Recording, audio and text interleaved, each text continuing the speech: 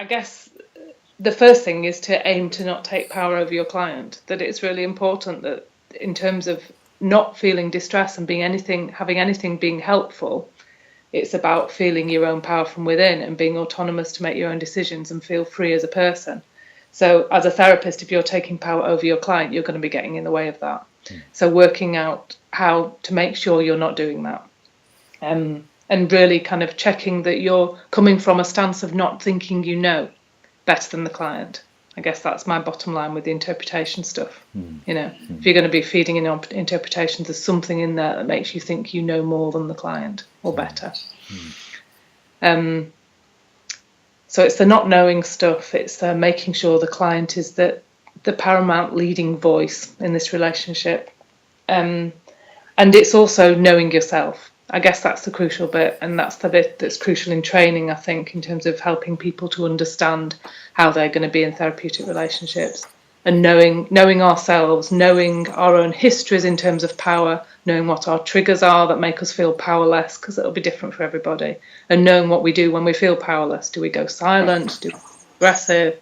Do we start interrupting? What do we do? Because that really varies. So then when those things happen, we can spot it better. When we know we're feeling powerless, we can do something different.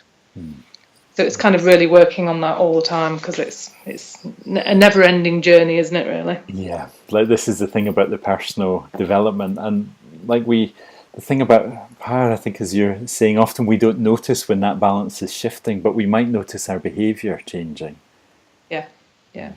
And I guess the other bit about knowing ourselves is knowing our identities and knowing our place in society and knowing all the areas in which we've experienced privilege and experienced oppression, and not making assumptions about who we're with as a client and how their differences or similarities might play out, but just being aware that those different positions that we might hold will be relevant.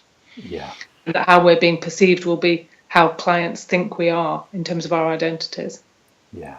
And what they see when they look at us. Yeah, like the identity that we experience ourselves having is just not going to be the same as our clients' experience. And what is that difference? Yeah, for sure. And having that, claiming to be therapist already gives us a status within the culture. Yeah, for sure.